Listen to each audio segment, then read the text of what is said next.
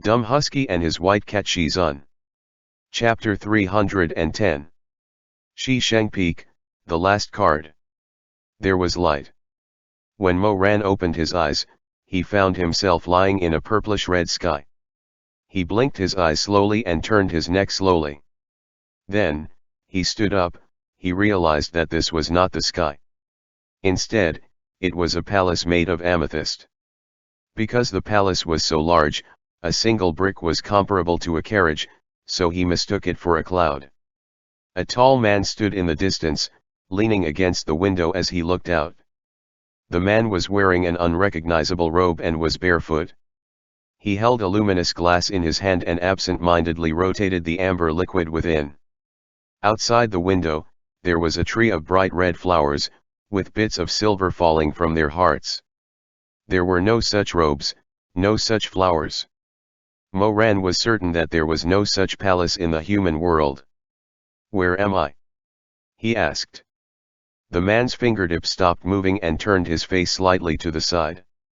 However, because it was reflected by the light, Mo Ran could not see his face clearly. "You are quite calm, hero." The man drank all the wine in his cup in one gulp. He casually placed the cup on the windowsill and walked towards him. Soon, Mo Ran could see it clearly. This man had a face slightly similar to Gushan Shanggong, the first blood-red spider mole under the corner of his eye. His lips were very thin and he didn't seem to have a very good temper. "I am the second-generation demon lord of the demon realm." The man spoke slowly, his eyes fixed on Mo Ran's reaction. "You're in the demon's palace now." Mo Ran was silent for a moment, then said, "If you don't explain it, I will treat you as the great emperor of Yama." The man chuckled. "Do you really believe that you're dead?" "No." Mo Ran looked into his eyes. "I don't think so. But I don't think I'm still alive either." The demon lord's smile became even more obvious. "You're right." He stretched out his hand and the black dragon scale gloves easily pierced through Mo Ran's chest. However, Mo Ran did not feel any pain. "You are not a living person. You are just a soul that has been gathered." Mo Ran did not make a sound. The demon lord said lazily, "My ancestors set a rule that unless one is hostile to the heavenly realm and can perform Fuxi's forbidden techniques, one cannot return to the demon realm. You did them all, my hero." Mo Ran said gloomily, "That's not what I wanted to do. That's Hua Binan. He is a bastard who is neither God nor evil. He once swore that he would never harm his own kind. But he did not fulfill his words." "Are you saying that because he harmed Song Kai Yutong?" "No." He raised his hand and caressed the face of Mo Ran's soul. "You know who I'm talking about. You have already sensed it from the moment the gate to the demon realm has opened." The demon lord's gaze was as sharp as a knife. "Otherwise, you wouldn't have made that promise to your little cultivator in the end. You actually knew it all in your heart." Mo Ran did not utter a word, his two eyelashes drooping. The demon lord slowly straightened his body, his tall stature casting a dark shadow on the ground. He said, "Mo Weiyu, you should know that in this world there is an extremely special kind of butterfly-boned beauty feast. They would not shed golden tears nor would they have any demonic chi. If they did not recognize their ancestors, then even the Mount Huang spirit who was with the butterfly-boned beauty feast would not be able to detect them. As a result, even in death, some of these people would not discover their own true identities." Mo Ran said dryly, "So what?" The demon lord laughed, "So what? You should be well aware that the tyrannical spiritual energy that this kind of person can inherit from the ancient demon is the same as that of the Lord of Huabi, Song Xing Ai of many years ago." As he said that, his fingertip suddenly lit up with a purple-black brilliance. He pointed his finger towards Mo Ran and the light immediately floated into Mo Ran's soul. At the same time, Mo Ran felt a vigorous energy surging through his 3 souls and 6 spirits, which was then completely absorbed by itself.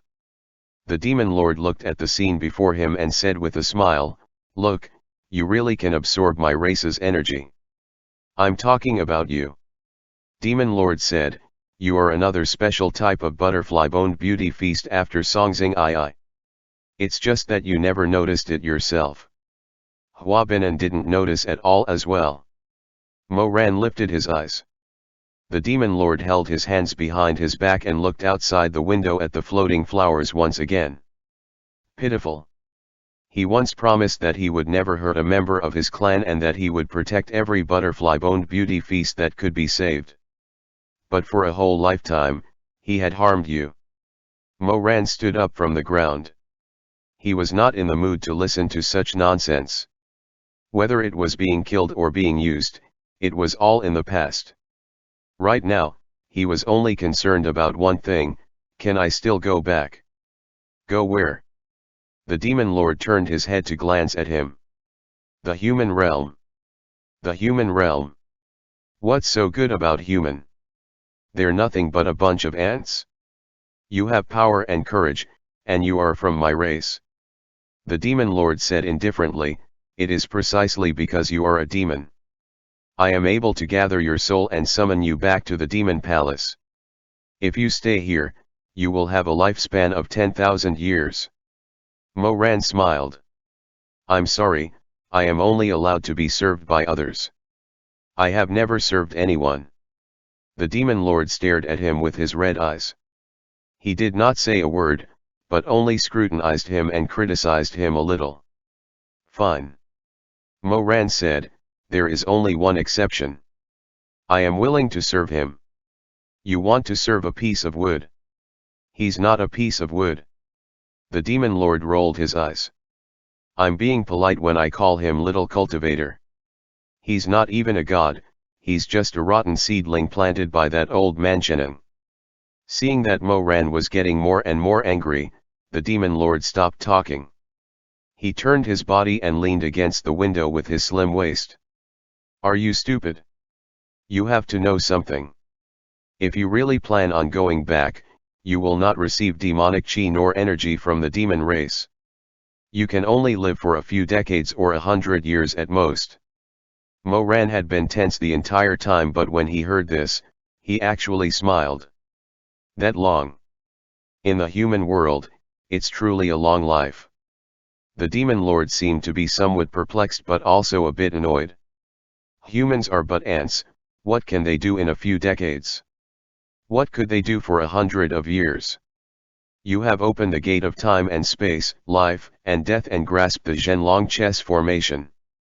I'm afraid that you have probably angered Fuxi's elder half to death in the heavenly realm. You possess such talent, yet you are willing to be a stunted bastard. The more he talked, the less happy he became. In the end, he bluntly said, "What an idiot."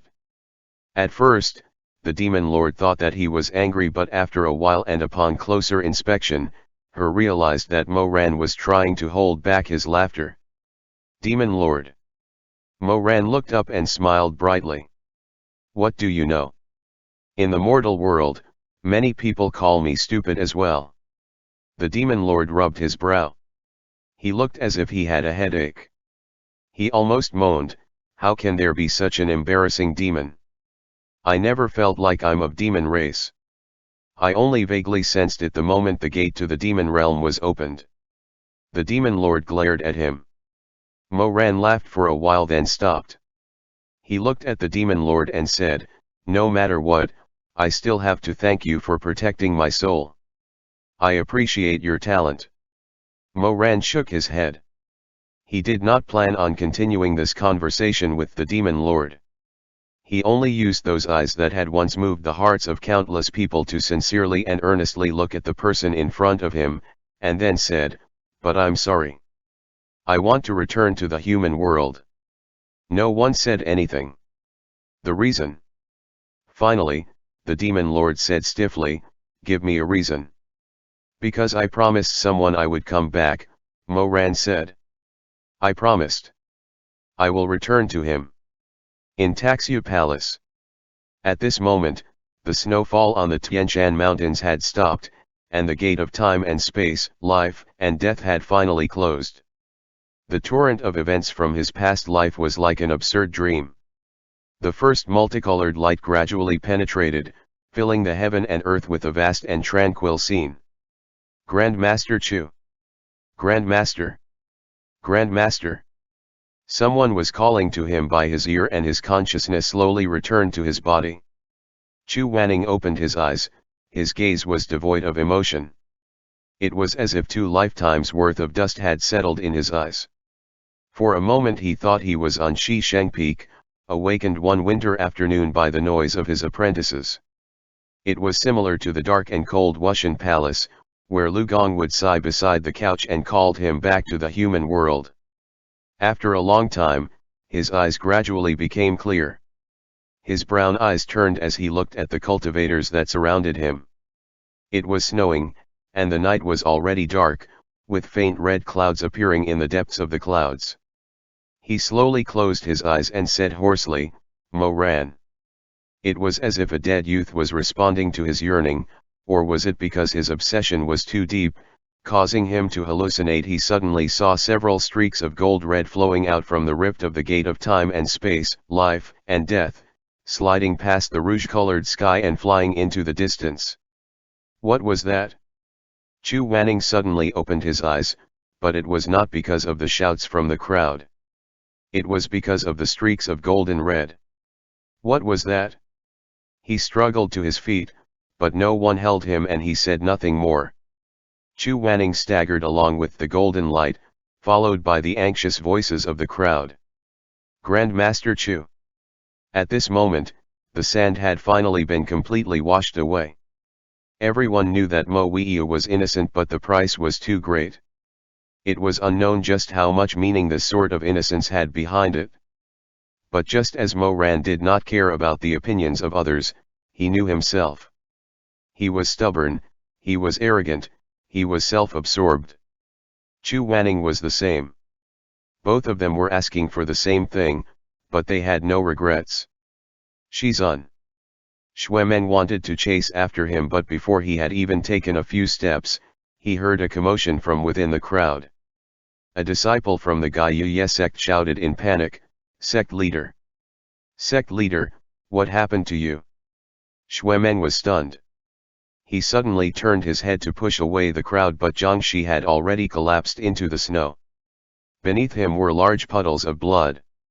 "What's going on?" An elder from the Gaiyu sect shouted in anger, "Wasn't he fine just now? How could this be?" Some disciples pointed at the scar on Jiangxi's waist timidly. "Yes. He got hit by a sharp weapon in the torrent earlier." The sect leader was afraid that the situation would get more chaotic, so he didn't say anything. The air was filled with the smell of blood. Before dawn, Jiangxi lay in the settled world with his eyes closed. "Hurry up and treat his injuries. What are you waiting for? Save him." Xuemeng's state of mind was greatly shaken. His mind was in a mess. In his hands, he was still holding Suihuang that Jiangxi had given him. He turned his head, wanting to chase after his Shizun, but he only moved half an inch before he kneeled on the ground and started crying loudly. He did not know how remote the mountains and rivers were. Where was the place where love and hate no longer existed? Lifting his head, the mortal world no longer had the company of the old. Those arrogant and proud youngsters who fought on the path of the sword had already ridden out of the mortal world and would never return. On the boundless Qiushan snow road, Chu Wanning looked at the golden red light flying towards the horizon, towards the distant mountains. "Believe me, I'll be fine. I'll try my best to see you, to be with you. I'll wait for you in another world." A shiver ran down his spine, but Chu Wanning didn't dare to think too much about it. Before he saw the truth with his own eyes, he didn't dare to hope too much. At this time, the rising sun had already pierced through the darkness of the great abyss, pulling itself up from the ground, from the cold and dreary night before. The golden light shined on the mountain road that had suddenly turned completely upside down. The first rays of the sun rose, illuminating the vast sea of people, celebrating the survival of the world with golden splendor. Chu Wanning stared at the rising sun, his fingertips twirling a talisman as a golden light flashed. "Rising dragon." A long howl. His paper dragon broke through the wind in the snow, its huge body coiling in a sound like a great bell. The paper dragon raised his eyes and saw that the world of mortals was still all right. Joy filled his heart and he couldn't help but joke with his master again. Is everything calm now? Yes. Finished? Yes. The paper dragon was even happier now. It flew a full circle in the air before landing again. Then, just like every time it saw him before, it teased, "Oh right, Chu Wanning, why are you always alone?" Chu Wanning stood quietly in the wind, the snow seeds rustling against his long eyelashes. He could not help but think back to what Mo Ran had told him before he left, and he felt his heart beating like a drum. After a long silence, he raised his head and said to the paper dragon, "Take me to a place." "Where?" Chu Wanning got on the dragon's back as it stood up, facing the wind and snow, looking down at the silver dress on the ground. The sun shone brightly and became brighter and brighter. Finally, in the morning light, he said to the colossal dragon, "Let's go to the Nanping Mountains. I'm going to see him." The paper dragon at the moment wanted to say some nonsense, but in the end, the horned beard raised, and no longer said anything. Actually, it also knew where its master wanted to go and who he wanted to find. It let out a deep, sonorous roar, and before it could reach the ninth heaven, Chu Wanning glanced back at the magnificent sight of the mountains and rivers. The sky was clear, the clouds were floating. He traveled through the snowy and misty Kunlun Road, chasing after the golden light. Finally, he sped towards the distant river lake where the light rain had just fallen. Mo Ran had promised him that he would come back. Thus, he believed in him. He wanted to go to the place where they had last parted and meet up with him. Say, is that golden light coming from his soul? The paper dragon was churning in the sea of clouds. If you ask me, who should I ask for confirmation? Do you think the souls will return to his body? The paper dragon barely managed to say, probably. Soon, they arrived at the Nanping Mountain. Without any hesitation or doubt, Chu Wanning seemed to be certain where those streaks of golden red light would go. He rode the rising dragon and landed outside of the bamboo forest in the depths of Nanping Mountain. "The person you're looking for is here." Chu Wanning did not reply. He got off the dragon's body and felt as if there was a heavy weight on his chest, making him unable to breathe. "I kept Mo Ran's body here earlier." His fingers were trembling uncontrollably. "So if his soul can return, then..." He originally wanted to say that it would definitely be here, but before the words reached the tip of his tongue, he couldn't continue speaking. What if it wasn't here? He still wanted to give himself a chance. He didn't want to die from his own words. The paper dragon, surrounded by plants and vegetation, shook his head and said, "Then what if he doesn't return? What if those golden lights scatter before they reach this point? What if..." Chu Wanning suddenly turned around, his eyes fierce and bloodshot. "Then I'll burn you and bury you with him." "Aya, I'm so scared." The paper dragon turned into a ray of golden light, his huge body turned into a small snake, resting on Chu Wanning's shoulder. It hit its owner on the cheek with its head. It knew Chu Wanning's personality, so it didn't take it seriously. It sighed, "Looking at your expression, why do I feel like you want to die with him?" As he spoke, he scratched the back of Chu Wanning's head with the tip of his tail. "What was that for?" "I'm afraid if I don't scratch you, you'll faint." The small dragon sighed and slapped his tail. "Your face is so ugly. It's just like those gamblers who have a lifetime worth of savings and walk into the gambling house for their final bet." Chu Wanning, for once, did not refute it. Instead, he closed his eyes. The little dragon said it was his life savings, but it was wrong. That was his disciple from 2 lifetimes, his lover from 2 lifetimes, and the fool who would use his flesh and blood to fall into a quagmire for 2 lifetimes. The rest of his life. The mountain path was long and snowy. In the distance, there was a thatched cottage that was in a state of disrepair. Chu Wanning stood in front of the thatched cottage, his fingertips trembling. In front of him was an old and dilapidated wooden door, but it seemed even heavier than the door to the demon realm. The jut on his throat moved and his blood flowed. He was as stiff as a block of wood. He raised his hand several times, but it always fell off the moment he touched the door. The little dragon said, "Aya, if you don't push the door open, then I'll do it, I dash." The door opened. It was not Chu Wanning who pushed it open, nor was it the little dragon. The door was originally ajar. Most likely, the breeze had pitted him and could not bear to see his sad state. The wind then blew open the thin door of wood with a creak. Chu Wanning stood outside the house. He could see the open space in the hut. The trees had not budded yet, but the branches were covered with a thin layer of snow. When the wind blew, the snow scattered into the golden dawn. Then, it covered a man's shoulders. Hearing the commotion, that person's figure paused for a moment before slowly turning around. The light and shadows moved, and in an instant, it was as if the earth had been rejuvenated and the summer sun had risen. All the sounds of the wind, snow, and leaves that Chu Wanning could not hear before had returned to his ears at this moment. Everything in the world surged back into his heart. He stood on the spot and wanted to run forward, but his limbs and bones seemed as if they were filled with lead. He couldn't move a single step. At this time, it was as if Chu Wanning heard the cicadas chirping at the foot of sky-reaching pagoda many years ago. That was the best time of his life. The handsome youth walked towards Elder Yuheng, who was leaning against a tree.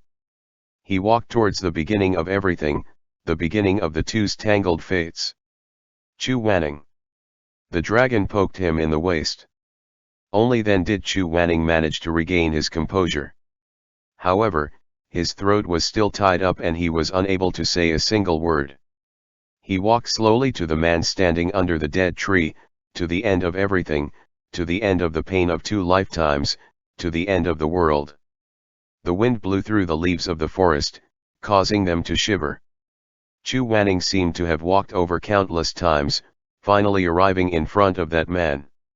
It was just like how, many years ago, a young Mo Weiyu had stood firmly in front of Chu Wanning, who was in his prime. He looked up and grinned. "Master, Master." His voice was still in his ears, but it had been years since they had last met. "I've been looking at you for a long time, but you've ignored me." The empty valley was quiet and serene, and the multicolored light was pure and clear. It was as if only the two of them were left between the heaven and earth, and there was nothing else. Mo Ran was wearing a robe. His face was still pale from the initial recovery. He watched as Chu Wanning walked out of the morning glow and came before him. His pitch-black eyes gradually revealed an expression of extreme gentleness. "Shizun." The wind had stopped. Between the clouds, the morning light of a tree scattered across the blood-stained world. "I saw the demon lord.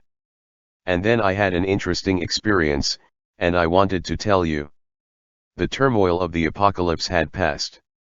After many years, at the place where the blood was falling, maybe some new plum blossoms would bloom. End chapter.